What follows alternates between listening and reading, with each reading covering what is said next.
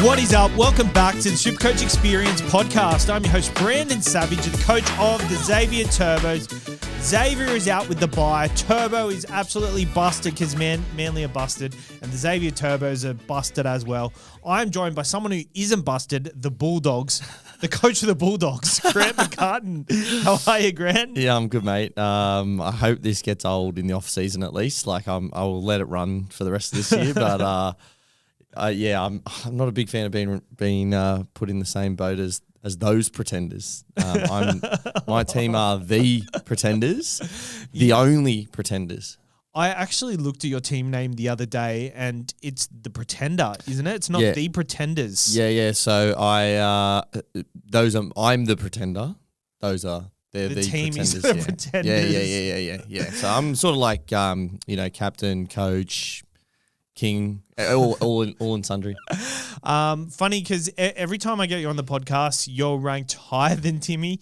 And then every time I get Timmy on the podcast, he overtakes you. So it's kind of gone in a bit of a roller coaster on the moment. And as the script predicted, you are above Timmy at the moment. Do you have a comment for him? Nah, no comment again this week. I'm letting him do all the talking at the moment. And let's see, may the best man win, I would say. How'd you go on the weekend? Yeah, pretty good week. I wasn't one of the lucky, and I say lucky because I genuinely believe that anyone who saw Tedesco pulling anything like that out was either crazy or an absolute genius. So well played. But most people had him in the team, and I still pulled out a really good score. Actually, should probably get that up. Might be a better idea. I did have it up a second ago. I ended 1394. I was going to say 1403, but that was before the very late updates. 1394. VC looped Nath. Didn't make a trade last week. Went up from 2200 back to 17 something. So 400 spots at this stage of the year. I must have been 60, 70 points above par, I'd say. So yeah, pretty good week. Didn't get too many injuries or suspensions. I've had 3 trades for 3. I've really clung on to my trades, and I'm really happy. I got 400k in the bank as well, so I don't have to sell injured guns or that sort of thing. If they're going to come back before the end of the year, I can kind of make a sort of upgrade move without even going sideways. So pretty happy. What about you? Myself 13-17, and what it could have been. I thought of Captain James Tedesco. I've told the story. Someone commented on the YouTube saying, "Oh, what a load of shit! You forgot to put the captaincy on Teddy." Genuine. I wouldn't say excuse, but that genuinely happened. But that being said, I blame myself, and I had the captaincy on Campbell. It is what it is. Doesn't matter. But for me, I won the one head-to-head that I wanted to win, so I'm all good. I'm happy with where I'm at. I went down a couple of spots to 4,600, which it's not completely shitting the bed. I can still probably make a charge for top 2,000, but Jesus Christ, the depth is being tested at the moment. Jesse Ramian, out for the season. Britton Nickera, out for the season. I couldn't have been dealt a worse hand. But actually, I could have been. Harry Grant could have been out for the season, and Nathan Cleary or Nico Hines. So at least there is a bit of silver lining there. On my bench currently, Guymer, Galvin, and Azaka, who I'm not playing. So there's a little bit of depth there. So there's still plenty of depth. Hopefully, I can still make a charge for late in the season. Hopefully, get my captains right and actually put them on time. It's funny because that person that commented in the YouTube said, "Oh, yeah, you're on the SuperCoach app all day." I actually don't open the SuperCoach app because I go on the Baller website because I get live updates from there. I don't look at a lot of my head-to-heads during the week. I kind of look at it at the end of the day. Yep. Because I kind of know who I've got, who my opponent has. I like to keep an eye on there. I don't like to go in and out of the app too much. Yeah, well, for me, we've spoken about this. I'm never been that head-to-head oriented. It doesn't. To be honest, I say to my mate, my mates will message me and be like, "Oh, I'm 50 ahead. Or you need this," and I'm like, "Do I? I haven't even looked at it." It's just it's not it's an enjoyable part of it for sort of the banter, but I don't focus on it. Even in maybe in round 26 if I'm way out of the picture, but even from here, I'm 1,700 and something. I'm I want to finish in the top 1,000, and that's what my focus will be, not necessarily week to week. But I've missed so many. I didn't even make the finals in a number of head-to-heads this year where I scored in the top 4, 3 or 4 people in the competition. So I can't focus on head-to-head. It just eats you alive. Like, you put a good score up, someone else gets the highest score in the whole comp, and you miss finals. It's it's not something I look at. The ball app is awesome though. It's been so good, and it's really, I think for people who don't use it, the best way that I've seen to use it is watch the footy, watch the game, have a look at when a try is scored, try and predict the try assist, and then look at the app and see if you're right, and then work out, okay, why didn't I? You can rewatch it while they take the goal kick or whatever it may be. That's sort of, it's a good way to kind of train yourself in the try assist, because that is probably the most subjective thing in our world of SuperCoach. Yeah, for sure. I actually have it open on the iPad, usually just on a desk, and then just have it sitting there, and then it's open the whole time. The site is open. You see a try scored, like legit 10 seconds later, that they'll update the points. So they'll put the 10 points for the line break, and then they'll add the try, 17 points, and then they'll add a couple more for tackle busts. And you see them try and figure out who to give the try assist to at times. Because they've already given the try. Because they'll give it to someone, and then I've seen on multiple occasions where they're like, oh, hang on a minute. They've probably looked at a replay or something and realized someone else was more involved, and they take it off that person and then put it on, and you see all the try contributions added. So shout out to Ballers. That is a good thing they've got going. Yeah, I've even seen them. The other thing that you'll sometimes see, they don't do it at full time, but I've at halftime sometimes they'll change try assist that happened in the first half where they really?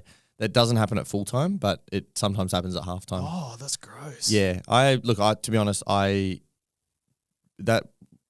try and do that just to like message in a chat and explain to people why a try assist might be done. Like that's why I use the ball app. But half the games I try not to look at the app at all. Like I just try and watch the footy and try not to. I'm interested in it. Like I often want to do it, and if I've got important players to my week, like guys that I'm kind of riding a little bit that I think are really important to my score. Like for example, in my team, I got Kurt Donahue right now, right? I'm not going to watch his score go up all game. It's not interesting to me. But last week, I vice captain Cleary. I was watching the ball app and checking it like pretty regularly. So I flip and flop, but it's so good. It's literally like it just pulls the data straight out of the Fox stats instantly. It's so good. It's crazy because it's like it's from another website. It's extracting it, and it's faster than the other website. Because I go off Fox League. I used to go off Fox League. Never used to open the app. And that was fast, but this is faster. So, No, they're really good. Really good how it works. Running some cool competitions as well. Yeah, the run home. People are probably late for it. But anyway, just want to give a shout out to our YouTube. If you are watching on YouTube, please press the subscribe button. If you are listening on the audio platforms, please press the follow button. Really helps this time of year. Obviously, SuperCoach slows down a bit. People are out of trades, losing interest. So if you hit that subscribe and follow button, it's going to help out a massive lot.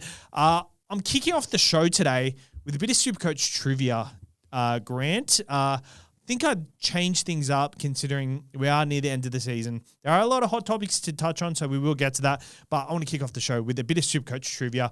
Let's kick it off. Who has the highest score this year without a try? Without a try?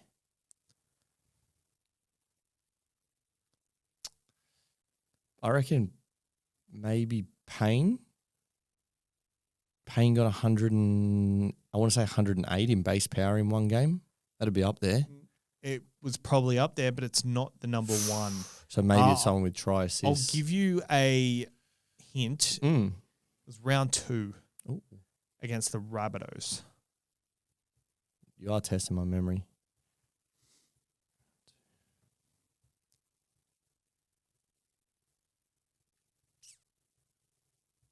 It was too early for Pappenhausen to score, and he scored. I'll give you another hint. You would have definitely watched this game. Oh, Gutho. Yeah. 130 something. 146. Yeah. Gutho, Rabbitohs, round 2. Yeah. Next question. Who has the highest score as a forward this year?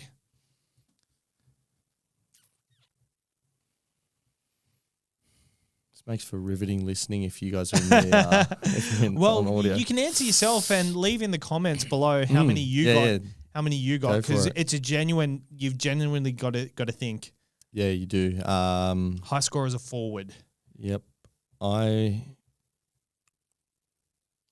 don't know if anyone's got more than Payne or did Payne get 132?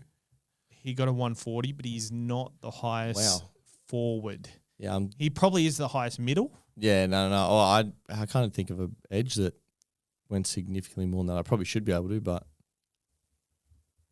you're probably not thinking this person because they are currently injured. Second row centre wing Jewel. Oh, Lucas in the bye round. Yep. Yeah. Okay. 147. Yeah, I actually wasn't thinking. The only other person I was thinking of was Hamolia, and I didn't think he'd gotten anywhere near that. I thought you'd be a lot closer to that one than the first one, which you probably were, but still very far off. So it gets a little bit easier from here. So of the top 10 highest scores ever, there are only 2 people that are in there more than twice. Who are they? Would have to be Tom's in there. Yep. And Nath. Incorrect. Oh, wow. Is he only in there twice? Cody Walker. No, it's Pappy. He's in there 3 times, is he? No, he's in there twice. Nath's not in the top 10 scores Hold twice. on, I've got to fact check this because he's got 2 double hundreds. Nathan? Yeah. No, he doesn't. Yeah. No, he doesn't. I was almost certain he did. So top 10, he's got 190 against the Rabbitohs. Nathan Cleary, 225. Yeah, I thought he got a 208 as well. No, 208 was Tom Trbojevic. So Tom Trbojevic is in the top 10 4 times. Yeah. Pappy is in there twice because he has 193 and 197. The 193 was against the Bulldogs. He had 4 tries in 2022. Yep. And the 197 was against the Broncos. I remember that one pretty significantly. He scored 4 tries as well. Cody Walker only has 2 tries for his 203, which is crazy. Did he get another, he got another pretty big score, maybe 170 or 180? Cody Walker? Is he up in that area? I think he got a 150. Okay. It's funny because I was looking through all these scores and I thought Nathan would have been in the top 10 for sure, but 190 was his next best. No, that's a great. The questions are really good. Yeah, and Nico Hines is kind of up there. Kind of doesn't go to that next. No, he hasn't gone the real crazy ones. A lot of 150s for Nico Hines. And Herbie Farnworth, I feel like he's starting to become that person who starts to put on multiple. Yeah.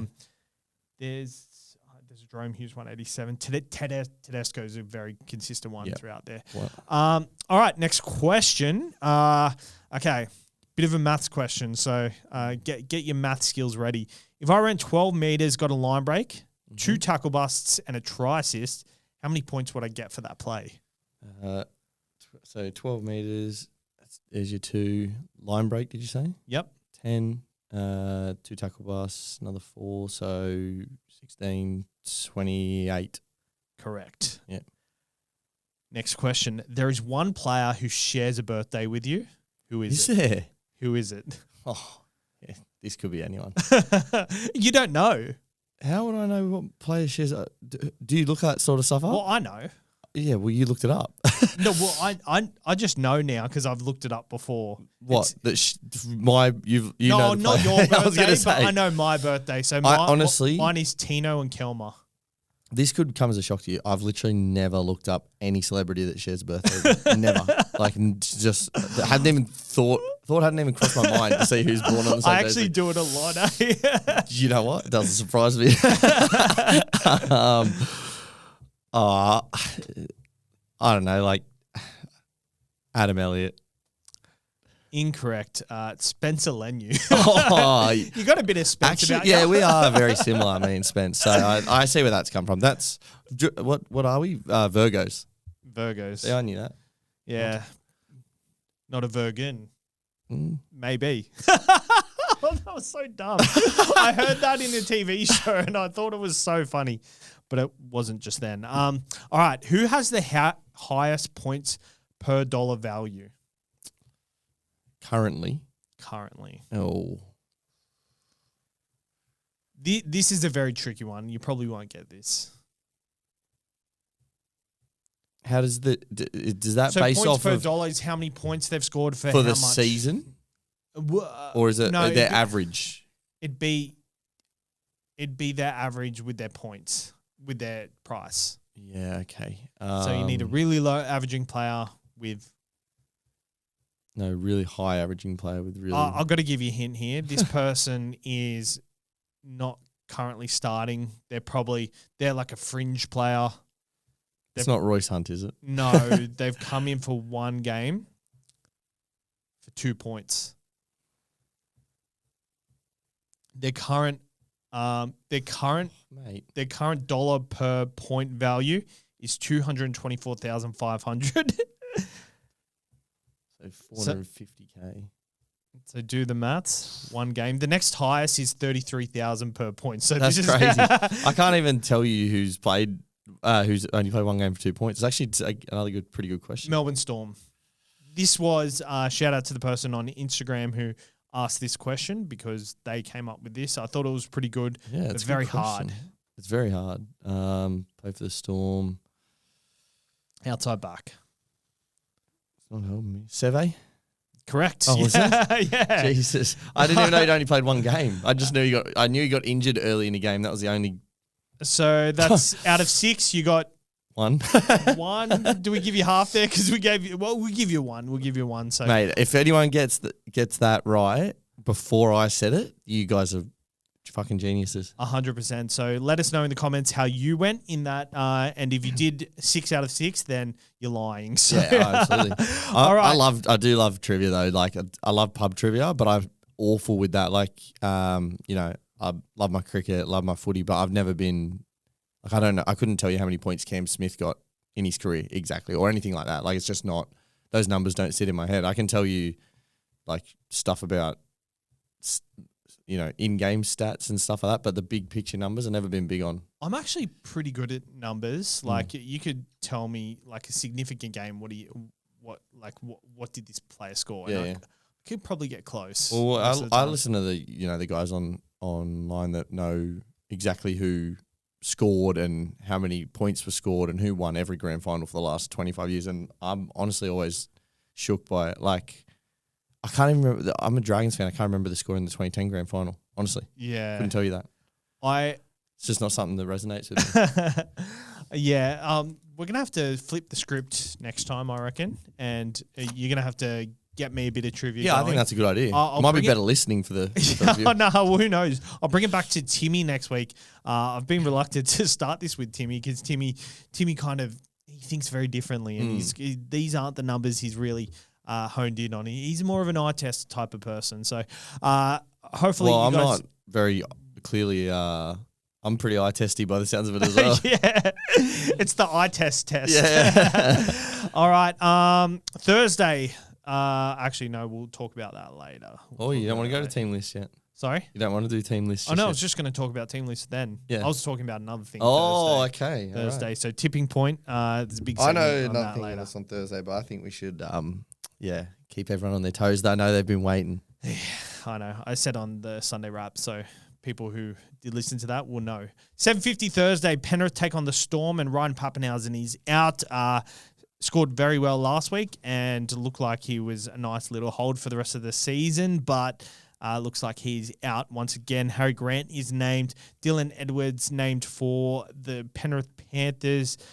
Scotty Sorensen on the bench, so it looks like their best starting side is Garner and Martin in the starting side. I actually don't mind when they start with Liam Martin off the bench as well. I think that's pretty good dynamic there. Brad Schneider off the bench as well. Still no Isaiah Yeo. So that is a bit of a blow to them. Anything you take from this game? Seve starts. Yay, the GOAT. The GOAT, he's here. The only thing I take from the game is, obviously Papillon is, you poor bastards, that's very, very unlucky. But it does mean that maybe Isaiah Yeo owners may have obviously very unlucky that they lost him, in the first game they had him, basically, for a lot of people. But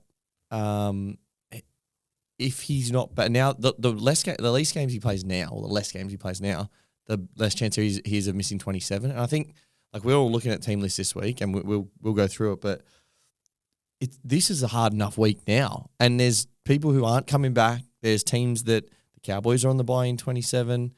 There's teams that are going to have positions locked up that might rest guys. It's going to get tougher. So having a guy like Yo, if you did miss out and it has hurt you now, you may get repaid in full in round 27, and it could really help. If you can cover it now, then it's a godsend for later in the season. Yeah, I would be holding him as hard as I could. Like I'd be trading almost anyone else rather than a guy like Yo. Over the next couple of weeks, the Penrith Panthers have Storm, the Bulldogs. They've got another tough matchup in there as well. Do you think that the pods like Blaze Talangi, Brian To'o are no-goes? In terms of buying now? Yeah. Yeah, I wouldn't be touching. I wouldn't be touching any Panther. I don't think right now. No. But I wouldn't say that they're never plays either. If you do already have them. Yeah, 100%. Moving on to the Friday 6 p.m. game. It is the Warriors take on the Dragons. Tane Tuapiki keeps his spot at fullback. Charns in the centres. Tanner Boyd returns. Jack Cleary was a sniff at getting a first-grade debut this week, apparently, but not on the extended, so I don't know how true that was. Wade Egan returns. Samuel Healy back to the bench. Leka Halasima, Leka the Wrecker starts. And for your Dragons, Hayden Buchanan keeps his centre position. How good was that try assist that Gutho gave him? Yeah, it was pretty nice of him. Get the kid across the line. You like to see those sorts of moments. I know, it's a competitive sport, but there is room for feel-good moments, so it was pretty cool. 100%. And Hamish Stewart on the edge, Jack DeBellin in the middle, Pacifica Tonga, Sele, and Molo on the bench. Anything from this game? I think the Dragons will be up for this one. We've played pretty well in the last 2 weeks, but it's been wet, and that suits us. It just drags other teams down to our level a little bit, lets us get a foot in the door, and we've tried hard all year. Like if you have a look, we've only lost one game by 20+ points, and it was like 20. Like it was just 20+ outside of the Dolphins, absolutely toweling us up. We've been in close games all year. So twice. Well, one over 20 and one over 50. The other one was the Roosters, on Anzac Day. Yeah, and the other one was we lost by 50. I wasn't going to mention it, but I mean you can't hide from the facts, can you? But in saying that, I think the Warriors are a better side. I think they need to win. I'm interested in the fact that their bench isn't amazing. If you've got Warriors forwards in your side this week, they're going to play long minutes. I think the starters. So nothing too crazy. We're building for the future, and the Warriors are trying to win now. So that usually tells a picture at this time of year. Yeah, I think they'll be up for this one for sure, both teams. So this should be a good clash, but at the same time, it screams 6 p.m. Friday for sure. Even though it's a very good time slot. I like the time slot, but it could be the worst time slot when you've got bad matchups. Well, this will be a good one. Especially when the Warriors, obviously, the 2-hour time difference makes a big difference, like in terms of how the conditions of the ground are and stuff. So over there, it's going to be tough. Yep. The Roosters take on the Bulldogs, 8 p.m. on Friday night. James Tedesco at fullback. I always say the fullback first. I don't know why. Hugo Savala and Sam Walker in the halves. Connor Watson named to start. Potentially a late swap there. Egan Butcher on the edge. And for the Bulldogs, Karaz named at fullback again in that hybrid type role. Stephen Crichton in the centres. Not much doing there. Bailey Hayward named to start, and Reed Marnie at number 17. Much from this one. I do want to touch on Stephen Crichton. Yeah, you can. Sue Wong is out, so they've just had a little bit of rotation there, and Tracy named in the reserves, which is pretty impressive given he was meant to be on bed rest for 2 weeks. But if he's fit and he's available and they're willing to play him this week, you just got to keep an eye on that. I don't think it probably helps Kiraz, I would say. Oh, for sure. Because it would push him out onto the wing, which is where we want him. And I still think they maybe don't bring Tracy in and they're just giving him the opportunity, but it'll be close. I actually listened to the Paul Camp podcast with Connor Tracy last Friday, and he was pretty much talking about the injury and how awkward it was. He pretty much couldn't do anything for 2 weeks. I'd be surprised if he did play. Yep, really interesting interview, though. I thought it was pretty good. Connor Tracy seems like a good lad, and I actually think that Connor Tracy, they're missing him a little bit. I think what Crichton is doing in his position is so, so good. And I think when Tracy comes back, they've definitely got to learn to get him involved in that in a lot of shapes at fullback as well. But I think Tracy is a big for Karaz. We want Tracy back because that means Karaz will go back to the wing. And Tracy's ball playing and his speed on that edge really creates a lot of opportunities for Karaz. Yeah, they've clearly missed him. I think the Dogs' attack's been a little bit hit and miss. They played pretty good footy on the weekend. Stephen Crichton, he could clearly play there. I think we can all see the type of athlete and talent that he is, but the problem with him being so good defensively is you don't want to take him out of the front line. I wouldn't care. I mean, unless he was like Tommy, Teddy quality at fullback, like that tier, I hope he stays at centre because I think he's literally the best centre in the game, and I don't think many people would disagree with that. 100% agree. He actually had 8 points in tackles on the weekend. Yeah, he just likes to be involved. That they just didn't 8 points in tackles. That's nothing. They obviously didn't target him. Oh, Stephen. Right. Oh, sorry.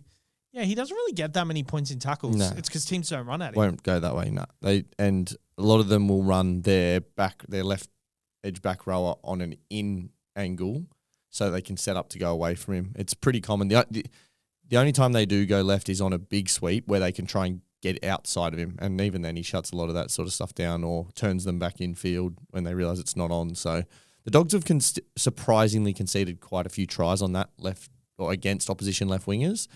But you're going to get caught out a few times in the course of a long season. Like we're talking small percentages of total plays thrown at them. It's crazy. I actually thought he because like I've seen centers play one game at center and have like 25 tackles, 30 tackles. The fact that he's hasn't got above 15 for the season in any single game is crazy. So I think that's just a testament that if you've got a player, a left center in particular running, so Billy Smith this week, fucking don't even think about it because they're not planning on going that way. And maybe for my side, Daniel Tupou, maybe I should leave him out because he's on that left wing. Yeah, he might get a consolation try here or there for a bad read, but the kind of the numbers say that they're going to attack right on their less defensive strong edge. But it's funny because like you look at all these stats and all that sort of stuff, and a gut vibe would tell you that, Daniel Tupou might score right. Like they're defensively pretty good everywhere, but teams definitely target sides, and we saw that a couple of weeks ago when the Roosters targeted the Melbourne right edge and just didn't go to Nwangani-Tuase. Yeah, no, I think if they do their due diligence this week, I think they'll work out that they probably can find a try down that side. And you do need to have some variety. You can't just literally go one side unless they're terrible. And the Dogs, as much as it is their weaker edge, they're not a terrible defensive side on either edge. So I think the Roosters will still go there. It just we're looking for ceiling at this time of year, right? We're not looking for, do I think my guy can score a try? Yeah, he can. And against there's nothing wrong with playing someone against the Dogs because they can score, but anything can happen, literally. Yeah.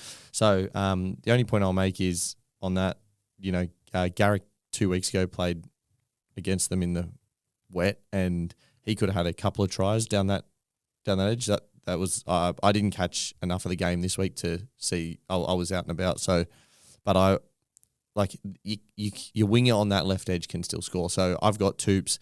At the moment, I think it just depends on how deep teams are. If you've got plenty of options, I wouldn't be prioritising either of the Roosters wingers this week or Billy Smith if you have him. But I don't think he's that bad that it's like going to be a 20 score or something like that. You got Tupou?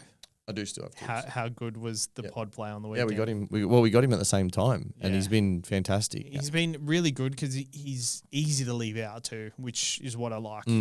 Yeah, no, it was good. I'm glad I played him on the weekend. I'm also glad that when I looked into Nwangani-Tuase and his stats were just so much better than Tupou at the time, that I trusted my gut on Sam Walker making a huge usage impact on the team. Like, just completely changed the whole way they've attacked since then. And I've spoken to a few people about it. the theory has to be from the team that they just believe that their ceiling is so much better if they just accept that there's going to be some teething issues while they've bedded him in. He's playing some good. They're playing some good footy right now. They don't do what they did without on the weekend without Sam. I don't think 5 games he's played since returning from an ACL, and he's averaging 81.6. For the size frame he is, that is ridiculous. Yeah. That is ridiculous, and the way he relies on his quick movements, and it looks like he's always playing inside. He's always bent down, and the little kicks are nice and delicate. So I like Sam Walker. I wish he had a better draw to run home. Has Souths in the last round, but I mean, Dogs, Parramatta, Melbourne. Melbourne could rest him round 26. Who knows? Yeah. They did it last year. Or split rest and go half and half. Yeah. It just depends on who they're trying to get minutes into and who they're trying to take minutes away from, just to give them a rest. The positive in that aspect this year is they've got Wishart and Pezzett both fit at the moment. And in the past, when they haven't rested, it's because haven't had that depth in their halves. I think that there's a very good chance that could happen. So I'd rather wait another week. You're going to have to pay more money than you will this week for Walker, but I don't think there's a reason that people couldn't go, a pod move and bring him in late Walker in the last 2 weeks would be massive. Yep, and I'm very. I think he'll just play enough games not to get a discount next year as well, which is going to suck. But I think I think the Roosters, like any year, could come out and blitz it early. It'll be interesting to see what happens, though, with the DCE saga. Crazy. 3 p.m. Saturday, the Sharks take on the Titans at home. And surprise, surprise, they're pretty much unchanged, except both of their centers are out. Hiroti and Talakai are in. You're a Hiroti owner, so that's good news for you. Nikora is out. He is suspended. So Billy Burns is named on that right edge for the Titans.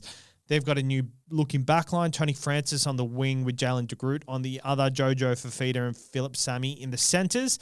Tino is back. Very good news from my side because he was someone that I could have sold at one point, held onto him, and he is going to be someone I play this week. And not because I have to, but because I have to. I'd play him with confidence, man. I think he's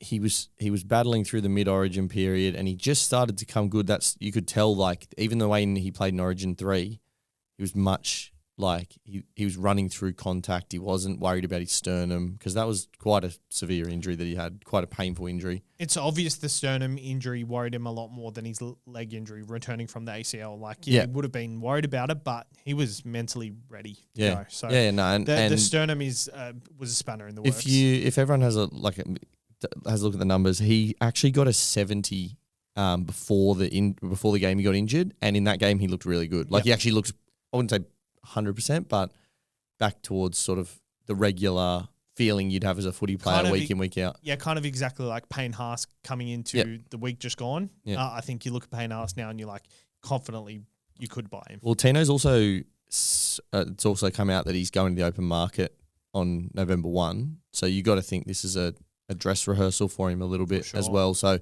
I'd be super confident playing him.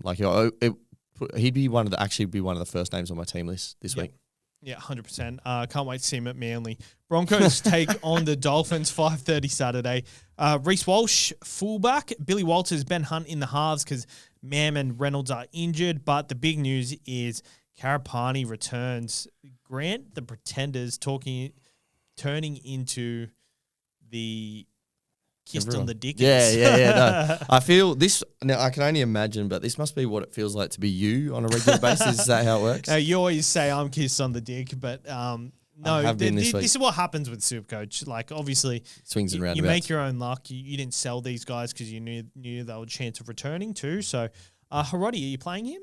Yeah, I'll play Hiroti this. I actually play both of them. I'll play Hiroti. I like the Karapani play. I think the Dolphins, I think the Herbie injury was the straw that broke the camel's back, if that's the saying. The guys is in at second row for Piakura. Is Piakura out, Yep. or was he already out? HIA. He looks like he's already out. So Cobbo is out as well with another injury. So they're not back till finals if they make it. Hammer named at fullback for the Dolphins. Jermaine Sako on the wing. Their backline, Avarillo, Fiane, Tavita Navau looked pretty good last week, but I think they're just running out of steam at the moment. Obelis Toa in the front row got Simbin last week. Obelis the Tormentor is what I call him. Every time you hear that name, do you think of it? No, but I will now. That's actually a really good reference. I'm impressed. Kurt Donahue, I was actually looking at his numbers the other day. He's been really good for you. Yeah, well, he's been really versatile for me. That's probably he's covered me a couple of weeks where I've really needed him, and he'll have to do a job for me again next week when Blake Brayley's on the bye. So I'm playing him this week again. My back rows. I've got missing 2 Raiders this week, and don't really want to use a trade in the back row at the moment. There's nothing that's jumping out to me as amazing. So I think this game could have a lot of points in it. Something tells me both ways. I actually think that the Broncos are, now that those injuries have happened, I think they'll still compete and throw up points, but I think defensively they'll be a bit more versatile just because of like Reynolds isn't known for his defense or anything, but it's just a spanner in the works, and I feel like they might leak a few points. Yeah, well, they've also got no depth, and I think one thing that probably might go unnoticed a little bit is Billy Walters in the second half, like when he comes on, has impacted almost every game he's been so really good this year, and I think they'll really miss that. I think that the Broncos might struggle in the second half of games. So if you got someone playing against them, don't be afraid to play. I mean, you shouldn't have been afraid to play them anyway, but don't be afraid to back them and see if they can cash in at the back end of games. Do you think that Tyson Smoothie probably should have started so Pakes could kind of do that role? Well, I think Pakes has been doing a good job. Well, a good enough job at what he's already been doing. I just don't think they have someone like Billy Walters. The only thing I would have done is they have put Staggs at 6 and Dean Mariner in the centres. Jesse Arthur's sitting there at number 18. I watched Staggs playing the 6 the other day, and I thought he looked like he'd never had no idea what was like. And he's been outstanding at centre as well. Like this has actually been his most consistent year, which is really impressive to see. He's always had the talent to do this. He's been really good SuperCoach wise. I actually think that he could be a decent purchase. Yeah, if I had a bit more, if one of their, like if Reynolds had been fit and available, I probably would have backed it. I'm just not sure. I'm assuming Billy Walters is going to play on the right, but I don't know that for sure. Who knows? But the Broncos have the Dolphins, the Knights, and the Cowboys in the next 3. They got a pretty good draw. He's averaging 62.6. There's every chance he kicks goals over Reece Walsh too. Yeah, I think Walsh will kick. I think they'd prefer Walsh to kick, not even necessarily because he's better, just because he rides on confidence and that sort of thing sits well with him. But yeah, look, it's an interesting one. It's a really interesting period for the NRL, and I think that the only thing that I see is that Broncos bench doesn't appeal to me much at all. I think they might lack punch. It's good for Haas and Carrigan owners and things like that. They'll have to play probably a few more minutes, but I'm not. I actually think that the Dolphins could beat them this week, but I think it'll be 26 plus points each way or something like that. Crazy. Saturday night, the Rabbitohs take on the Parramatta Eels. Jai Gray at fullback. Latrell Mitchell returns at centre. Ashton Ward at number 6. Humphreys returns. Not much doing for the Rabbitohs, but for the Parramatta Eels, Dylan Brown returns at centre. Luca Moretti at lock. Jack Williams on the edge. Charlie Geimer on the other edge. Pretty sure they had another edge. No one's left the side, but Isaiah Yongi's on the extended, so he could be back sooner rather than later. But I like what I see from Parramatta, and I actually think that Parramatta might put some points on. I think this game will be close as well. I think that I've really, really enjoyed both of these sides. Their mentality towards this back end of the year hasn't been season's over, over. Which I would have loved them. It would have been great. but I also think that it would have been the easy way out, not in the sense of them like taking not in the sense of oh, we can't be bothered. More in the sense of like, last thing you want to do right now is have one of them do, one of your key players for next year do an ACL or something like that. And no one wants to see that. So it's easy. And I understand this, big NBA guy, like it's easy to understand why teams shut players down and just go, hey, see you next year. We don't want this to happen. But I think it's so fresh and so good from both coaches and both lots of players. They've all come out. They've all been in the media talking about how much they want to win. Jai Arrow was unreal after the game last week. It's great to see. And I think these two sides could surprise a few teams at the back end of the season. It's been awesome to watch them play. Eels in particular look really good. Shepherd announced as the grand final entertainment. I knew, right? I knew when Snoop Dogg was announced for the AFL that we were going to get like Peking Duck or something like that.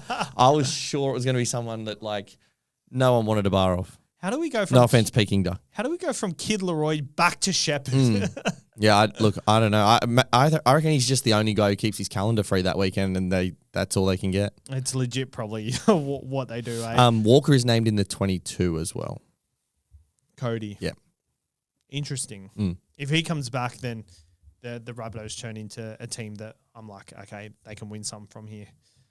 Brennan Smith in the 16 as well. I actually think that Lomax's decent option here. Yeah, I mean, he should be. I think Addo-Carr's in for a massive one here. Hat-trick for Addo-Car today. This game. Well, you'll have to put that in your Picklebet. The pickle of the week? Yep. Or your bet of the week. Yeah, maybe I could. All right, Sunday, 2 p.m. at Allianz Stadium. The West Tigers take on the Grant McCartans, the Pretenders, the other Pretenders, and Taylor May at centre. Adam Dewey named at number 7. Royce Hunt on the bench. Jesus Christ. And for the Manly Seagulls, Lehigh Hopewade returns on the wing. Ruben Garrett goes back into the centres. Tom Trbojevic keeps his spot at fullback. This is a big talking point. Yeah, I think it is. I've also just noticed here, sorry, this is not on that exact topic. We can get back to it in a sec. They, in the blurb at the bottom where they describe who's in and out, they've written Jake Trbojevic has entered the concussion protocols and is replaced at lock by Jazz Tavanga, while Jake's brother Ben returns from concussion in the second row. That is pretty harsh on Ben Trbojevic. He's actually been pretty good this year. And to just get Jake's brother Ben from them is very harsh, I think. Yeah, we got in Jake's brother because he was the one guy that was available. So, yeah, oh my God. That's pretty rough at this level, isn't it? But I just thought it was funny. Sorry, yes, it is. It is a big talking point. You're the Manly fan. What are your thoughts on it? I like it. I think Lehigh at the back was just a bit off, and I think their problem has been the halves. And obviously the lack of forwards, I think that hasn't been talked about enough. Like, their forwards are just, like, they're journeyman and things like that. Lodge and Takiaho with Waddell and Trbojevic. Jazz Tavanga's been so hot and cold too. Yeah, well, he's been good at lock. He's been poor at 9. Yeah, exactly. Not poor, but just not as good. I like him at 13, and coming off the bench, Navale, Bullimore and Sipley. I think that's a very good bench. Yeah, I like that Navale. I don't think he's played enough this year. I honestly think he should have played more minutes, or at least like more regularly, because I think every time he's on, he's a bundle of energy. I like his style. 100%. The Tigers have gathered some momentum though, so I am a bit worried that it's not going to be the typical Manly put on points on the Tigers. Yeah. But I think Tom Trbojevic, he's currently not in the top 10 traded in this week. James Tedesco is number 1. I think Tom Trbojevic is a better purchase than James Tedesco this week. Yeah, I wouldn't disagree at all. I think it's like, if you're looking at fullbacks this week, it's Walsh expecting him to kick and a pretty good draw, and Tom back at fullback and a really good draw, I think. So, I think that those, I wouldn't disagree with you at all. He has the Tigers this week. Then he has the Dolphins at home. Hold on, let me get the draw up. It's just taking a while to load. The Dolphins at home. Then he has the Dragons at Nexstrata Jubilee. That could be an awkward one, depending on what Dragons team shows up. And then the New Zealand Warriors at 4 Pines Park. So he's got a very good draw. He averages 101 versus the Dolphins, 82 versus the Tigers, 75 versus St. George, and he averages 94 versus the Warriors. So I think he's in for a big back end of the season. He has been given back his fullback jersey, which I like. And I think he'll want to prove to people that he belongs there. And, you know, Joey's talking about his retirement on Channel 9. I think he'll want to prove people wrong and just say, hey, I'm still one of the best fullbacks in the game.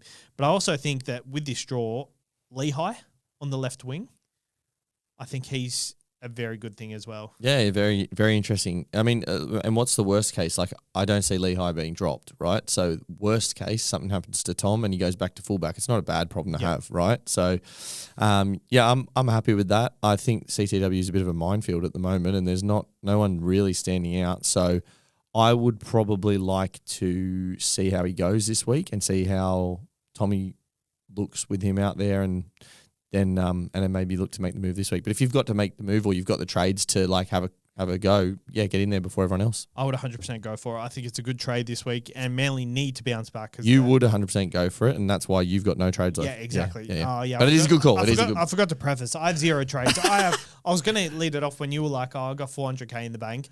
I was going to bounce off you and say, "Oh yeah, I've got 200K in the bank." Nice. Nothing. 0 trades. Yeah, yeah, that's fair. All right, moving on to the last game of the round, and that is the Cowboys take on the Knights at home. Scotty Drinkwater at fullback, Velame and Burns on the wings, Purdue in the centres, Clifford and Dearden in the halves. Taumalolo still back. He was very good on the weekend. Cotter and McLean up front, so they're pretty stacked. Bateman and Nano on the edges. For the Knights, Dane Gagai, the most popular purchase last week, moves back into the centres. Connor Vitano gets a crack at fullback. Thoughts on that? Yeah, impressive kid. I'm actually surprised that they didn't go to him when the I thought so injury actually happened. I would have understood if Sharp was fit and they just wanted to give him some reps back there or something like that. But Vitano, highly thought of. The Storm been after him for a long time. Anyone that the Storm chases at a young age, you can almost bet your bottom dollar there's some real talent there and some real ability. So I am looking forward to that. I actually think this, again, it's another one of those games where it's like two sort of similar-ish teams. There's probably not a standout, but I hope it's just an open game yeah, I think it should be a good game. Funny how the draws worked out because like these teams are playing each other. Para playing the Rabbitohs, and then last week Para played the Cowboys. Yeah. And then it was the Sharks that played the time. I mean, Sharks are probably a bit above them, but then like you've got the Roosters playing the Bulldogs, and like I think the matchups are pretty good at the moment. I think that might suggest where Manly are at, considering they're playing the Tigers and they're playing a few teams. They need to win every game. Yeah. Well, they don't have anything to lose now, and that's why Tommy's gone back there. They've just worked out we've got to chase our ceiling and we've got to try and play some better footy. So, but these two teams, I think that on paper they match up pretty well together. There's some interesting like one-on-one matchups up there, and as much as the Knights pack has probably been put down this year, and they are missing Lucas, that's not a bad pack that they're rolling out this week. So I think it'll be an interesting game. Any pods from this match? Like it feels like you could target this, but like the Knights don't have the greatest run, I guess. But like I don't know, Bradman Best is pretty good. I feel like Dominic Young's going to score a lot of points this game. Well, you're the feelings guy. I'm more of a numbers guy, and I think Purdue's interesting. I think last week he looked like he'd found that verve that he had at the start of the year, that swagger. So that was interesting. The guy that I was looking at for the Cows, but he's suspended for the rest of the season, was Cohen Hess, who's come out of nowhere and played some really good footy lately and has probably been their best forward, to be quite honest with you, which is pretty sad in a side that has McLean, Taumalolo. You were looking at Cohen Hess. He was the guy that I was looking at as a potential middle forward if everything went to shit, basically. Is that not someone had it even crossed your radar? Definitely not. He hasn't been amazing, to be honest. I just noticed the eye test, like that's eye test stuff. I just noticed he'd actually been playing good footy and seen he'd put on some 60, 70 scores, that sort of. I feel like there's always someone every year that you realise, probably like with 2 rounds ago, hang on a minute, they're scoring way better than I thought. Pretty good. Yeah. Like, all right, let's go. It's junk. We talk about junk time in games and junk points. It's junk time of the season right now, where random people like Cohen Hess hasn't been good for about 7 years. So since round 19, he's averaged probably late 40s to 50 minutes, 59, 55, 66, 46, 70. It's pretty good. Yeah, it's not well Ben. He wasn't, and that wasn't I was never looking at him as like, I have to get him in. But I just was interested. I'd seen lately that he'd put on a couple of scores and his minutes had been rising, but their pack's pretty much back to full strength. So, and he's out, so it doesn't matter.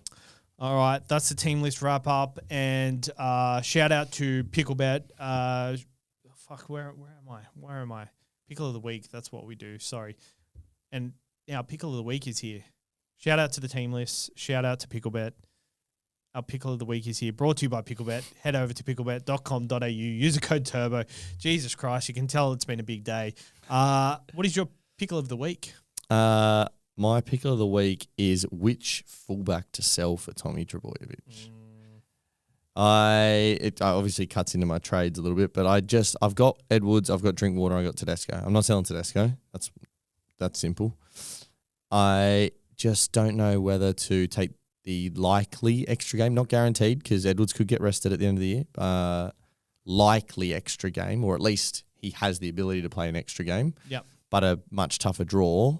Or Drinky, who's carrying that groin injury. He's still trying. He looks okay moving around the field, but not kicking. And the conditions over the last few weeks for Drinky have not suited him. No. And I agree with that. And look, and now he goes home at 4 p.m. on a Sunday to play the Knights, who, as I said, it should be an interesting game. But, I think their defensive starch that they had earlier in the year, the last few weeks, has started to run out a little bit. I don't think it's lack of effort. They just don't have the same sort of energy, and they don't have anything as much to play for. So there's a chance that Drinkwater comes out and gets 100 this week, and just makes it.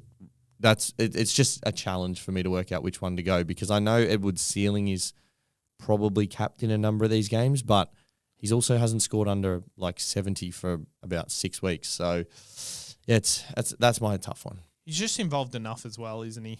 Oh, he's always involved. Like, his floor is outstanding. He doesn't have to do heaps to get to that 70 either. He's running, he's having 30, 40 points in runs, and that usually gives you a pretty safe floor. Whereas Drinky, you just feel like he could drop another 17 at some point soon, and that would... Feels like the last 2 weeks have been his 17s though. Like, yeah, he got saved by a try assist. Very late try assist. Very late. Yep. It was a kick too. Yep. So... he is doing a lot of the kicking still in play, which is obviously as we all, I'm sure most people would know, it's a slightly different mechanism. When you're goal kicking, you're just around the side a little bit, and if you've ever kicked a goal with like even a little bit of tightness in your groin, you feel it straight away, like it does hurt, and that's why Nico had a long break with that groin injury, not too long ago. Working that groin too much. Nico, maybe not me, I can tell you that much. But when you're kicking those straight up and down kicks, you can kick in general play. So he's clearly not like overly hampered by it, but there's probably not enough wrong with either of them to be a standout as a sell. So I really want Tommy as a pod, and I think it's a really fun time of year to get him. He just loves the back end of the season, and Manly have nothing to lose from here. I just don't know what to do. I actually did my groin prior to the Sports Shed TV charity match in the first year I did it. Oh, yeah? And it was like so bad. I've actually got a photo of it right here. And like... Which part of your groin? I practice goal kicking a lot. Yeah. And that's what it was. Oh, yeah, that's good. That looks like you got hit by a cricket ball. I didn't. It was pulled. It's funny because I... No. I know what you mean, because I did my hemi and it was like black and blue up there. But it's that spot where, you get hit, where it just gets you in the soft spot that sucks. Yeah, I didn't realize that when you pulled or did something to a muscle that a massive bruise comes up after it. It usually takes a little while, or if it's really bad, it comes up really quickly. But sometimes it's because it's so deep, it takes ages to come out. Heal. Yeah. Oh my God, I was like, what the hell's going on? So obviously I did something, and I was like, I was so stressed because I'm like, fuck, I'm injured right before. How long before was it? It was the weekend before. The weekend before, I did a 20K run, and then we did a training session in the afternoon, and I just you did a 20K run before training. Yeah, I just had a lot of time that day. I'm not really I'm not a sports scientist or anything like that, but I don't think that's like a recommended workload to just go out and do. It's funny, my time management skills and my time management throughout the week, like I wasn't able to do a run or go to the gym. So you just caught it all up in one go. Yeah, caught it all up in one day. Yeah, pretty sure that's not recommended, but but you know what? I like the commitment. I got to respect that. Yeah. Fair effort. I did 15K run yesterday Nice. at 6 minutes pace, but that's good. You know, I'm getting back to usually sub 5. So hopefully getting back to that. I'm going to do a nice run on Thursday before the cheeseburger challenge. Oh. So what I'm going to do, drop my daughter off at school, go for a run, and then park myself at Macca's at probably 9:30. So that brings us on to tipping point. As I said, this punishment was from last year. The final series, me and Timmy did a final series SuperCoach thing, and we did like a draft. So he beat me in that pretty much. So that's why this challenge has come up, and been nagging me for a while, and I've kind of put it off, and I haven't really thought. You've actually done incredibly well to just completely blank the feedback, and the boys really got into you in the group chat the other day, and I thought it was pretty good. I enjoyed it quite a bit. Yeah, well, Had's really got the movement going. Had's got into it, and I was like, where did you come from? From the clouds. He must have been really annoyed about it because he loves tipping point. He does love tipping point. He loves tipping point. So every time he listens, he gets involved, and he's like, no, why'd you go lower? Why'd you go higher? So I think he just felt a bit of guilt for his boys. Yeah. Like he wanted to do something for his boys. That's understandable. It's I just go for the ride, and it's been pretty fun, but I have been looking forward to actually doing the challenge. So I think it's actually it's got a good opportunity for you to, you know, kind of vlog it and interact with people. Yes, I'm a bit concerned. If you can be bothered. No, I'll definitely do it, but I'm a bit concerned how it's going to go about, just because I've got my camera with my microphone, and then I've got my phone as well, which I feel like the vertical versus the big aspect, because I really want to add the vlog into next week's episode to do it landscape. So I want to be able to do two. So maybe I'm biting off more than I can chew, but I guess we'll see with that. But yeah, Thursday. What's the line? 15? So most people will have listened before, but it's a 24-hour challenge. 24 meant to be a 24-hour challenge. However, for every cheeseburger that Savs eats, he loses an hour off the time he's got to stay there. So I reckon you might be able to do more than 15. I know you've been pretty confident about it, and the boys have been kind of saying, no, I don't think so. Yeah. I think it'll really depend on how well you space it out. Like, I think if you can kind of get as much in for a little bit, and then you can just sort of sit there and digest, and then have another go at it, you might be able to get out of there in maybe like 6 hours or something like that. I think you'll be doing a solid half day in there. Yeah, I've actually got so I've downed my calories heaps. I've been doing like 2,600 per day. At the moment, I'm doing like 2,000 just to set myself up for later in the week. So quite hungry at the moment. If I was you, I'd be getting on ChatGPT or something and giving it what can you do to fit more food in? I know like the professional eaters pump water. They down it straight away. So I think the best tactic will be get as many down straight away. Yeah, I definitely agree with that. And then don't just be like, okay, I can eat 4 in this first hour, I eat 4 in the next hour. I don't think that's but I think there's I think it's like a few hours before they normally eat that Joey hot dogs or whatever the guy's name is. He pumps as much water as he can. I'm not the expert, mate. I'd check it. But ChatGPT. Yeah, and it's meant to expand your stomach, and then you eat, and then obviously it's a couple hours later, and then you still pump it. But again, don't take my word for it. Trust the great man. I won't. All right. Shout out to Carl McGrath Accounting. If you need your accounting stuff done, or you need a basic tax return, he'll do it for $110 if you mention the show for a basic tax return. He is the tax guy. I haven't got the reading thing here. What do I usually say with Carl? Head over to carlmcgrathaccounting.com.au. He'll sort you out for all your tax needs. He actually messaged the other day because a lot of people have reached out to him, and we had someone literally in the chat. Yeah, that was only yesterday or the day before. Hey, Carl. Are you the Carl? Are you the Carl McGrath Accounting? And he was like, yes, sir. And lined him up with an appointment right there. That was literally I watched it in live time. It went for within 2 minutes, this fella basically had an appointment from when he said, hey, are you Carl? He was already booked in. So he doesn't muck around. If you want to get your tax return done, I'd and you want it done quickly, I'd go there. He does lots of his appointments over Zoom or Microsoft Teams or whatever. So he can do it whenever suits you, anytime. Just give him a call. His number is in the description, or head to carlmcgrathaccounting.com.au. Tipping point. So we've got Turbo, Teddy, Hines, Drinky, and Seve. Oh, Seve. All right.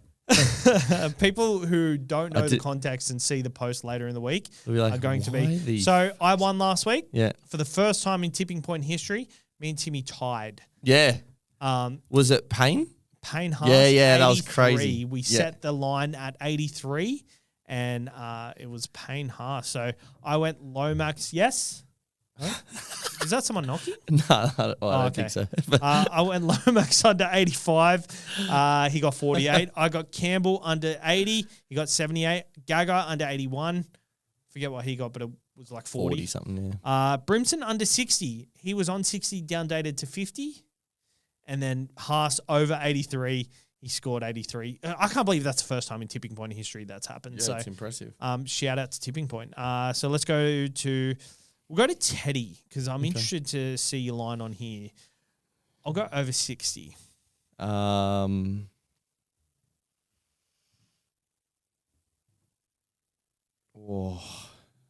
go over 62.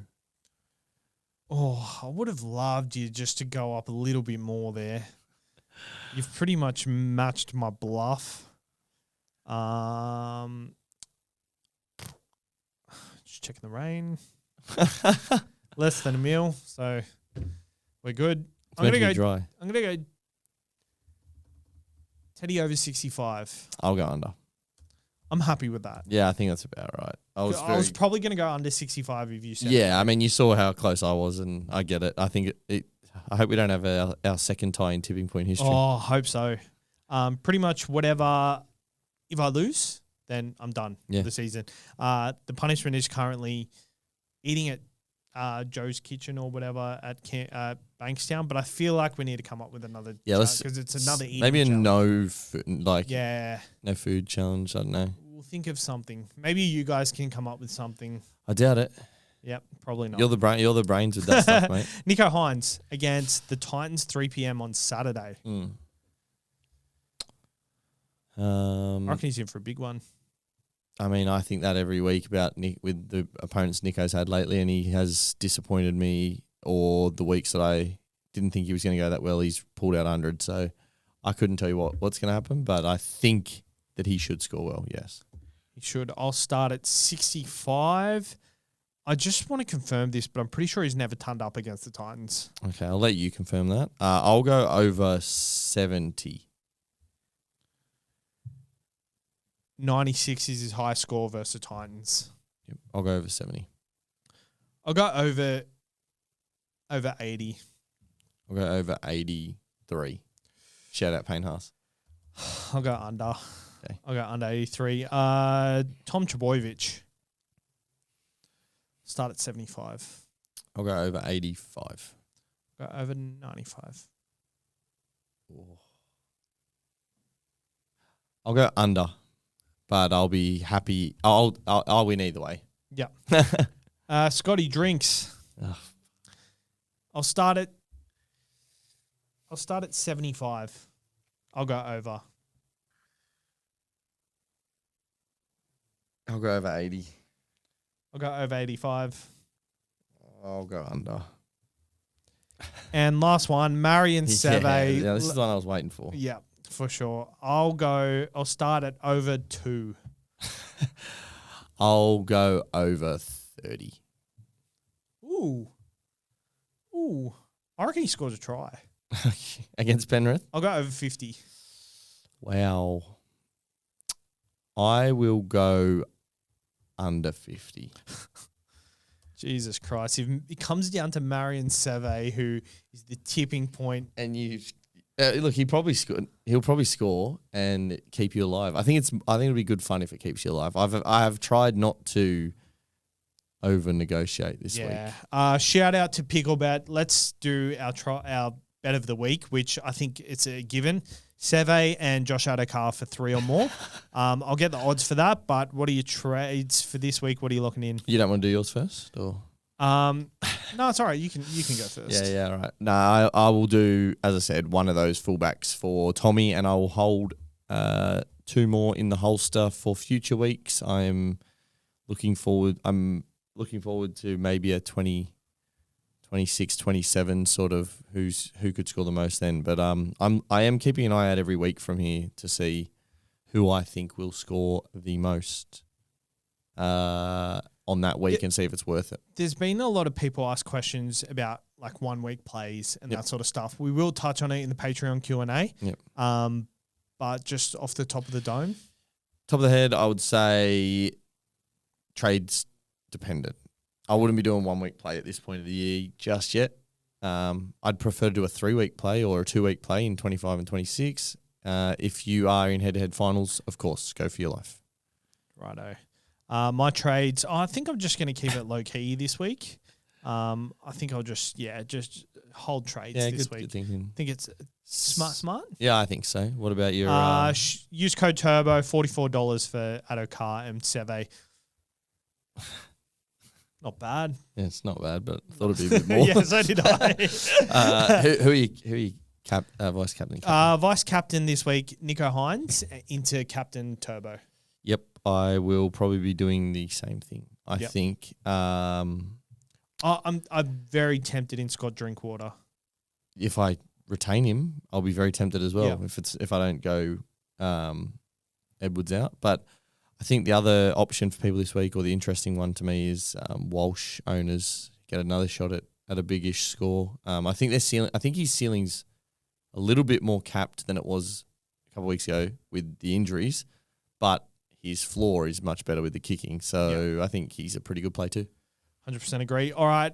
Thank you for tuning in for this week's podcast. Shout out to the people still listening. Good time of year to still be listening to the podcast. Yeah, very impressive to those people. Resilient. Oh, no. What's happened here? What? Oh, no. What'd you do?